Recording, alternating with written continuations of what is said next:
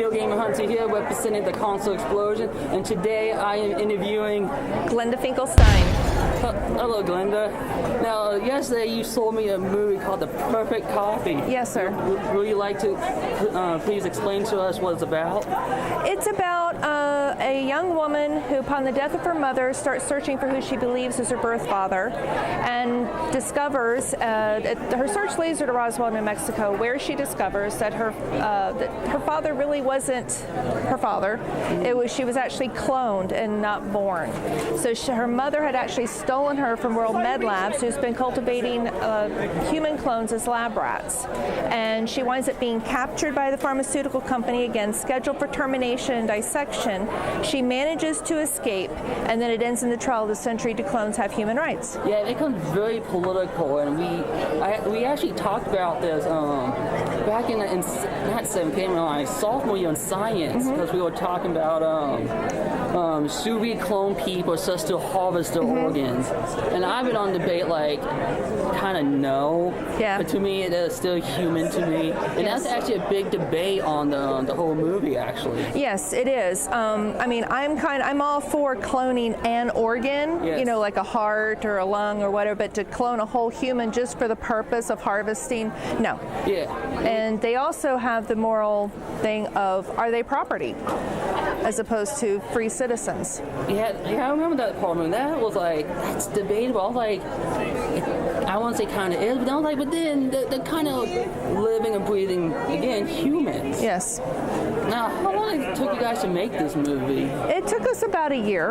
A year? From pre-production through post. And who was the writer for this film? I was the writer. I did the screenplay. Okay, nice. And it was based on one of my short stories. And yesterday you told me you played that actor who was losing the hair. Yes. Were you also the actor? Yes, I played a dual role. Okay, I was double checking. Yes, the lady who was balding and was medically ragged out, she was actually my clone. Yes. And so it was kind of met ourselves. All right. Now, I asked you this yesterday, but did they shaved your head? No, it's a ball cap. Oh, that's a ball cap? Yes. So they put it on you and... Right. Now, did they glue those or use tape on those pieces of hair? Yeah, they glued those on. All right. Yep. Now, you also told me yesterday, I thought it was really interesting that you shot some of the scenes at church. Yes. We attended Victorious Life Church in Pasco County back in Florida, and they have their sanctuary set up with this huge amount of halls way around the outside, which made great for the chase scenes and stuff like that. Yeah, I saw that. Yes. Well, I think you used the same clip for another scene, okay, they went this way. Yes, then we go that way. Okay, yes, the way. Yes, the same it could very well be. And we also was able to, our community really got behind us for this project. We had a lighthouse for the blind, the towing place where she meets Kenny Miller's character, Ned Portman. That was an office building for Lighthouse for the Blind, which has been demolished since then, but they let us use their property for those scenes, and so did the Orange Cemetery, Orange Hill Cemetery. Yes. Let's see what else I'm thinking of. Sure. Oh, that what do you call that? That place that towing place, right? The towing place, yes. What was that place at? That was actually in Hillsborough County. Okay. It was right off the interstate. Okay. And I don't know if I should spoil this, so I'll stop the video here. But the mom was also a clone, apparently, right? She was not. Yeah. Well, yes. The mom who died was the real mom. Was the real mom. Was the real mom, but the clone that she ran into, she thought was her mom, was a clone of her. So, by any chance, were these people abducted to be cloned, or did they volunteer to be cloned? These were people that were working for the pharmaceutical company that were cloned against their will. They did not realize they were being cloned. All right. And now, the feature-length script actually expounds upon that. Yes, you told me about that. Yes. You were able to sell it to Sony?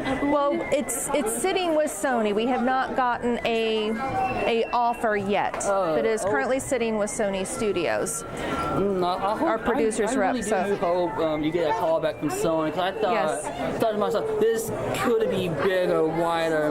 Oh yes, yes. Even our producer's rep, when he read the full-length screenplay, he goes, "This is so much better than the short." I said, "Yeah, because I'm writing with a budget." What was the budget again? It was $4,000. That's mighty impressive. And you didn't sacrifice anything, did you?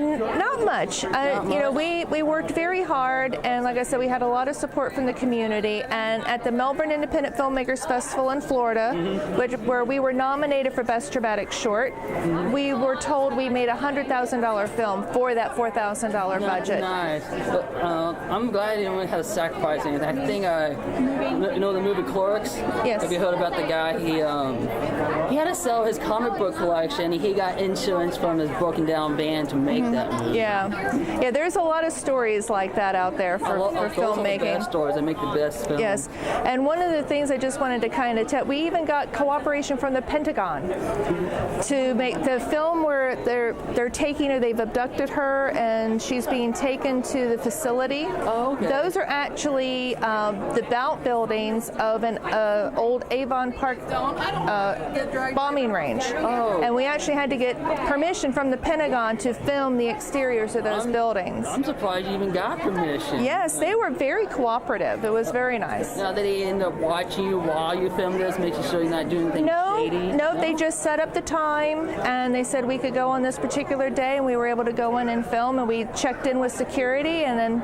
filmed and went our way. All right. Well, I don't think I have anything else to ask. Thank you so much for the interview. Thank you so much. Appreciate it. And this is the Console Xplosion. I'm just saying, have a nice day. Thank you. And this is Glenda Filkenstein. Check me out on FinalDestinyPress.com.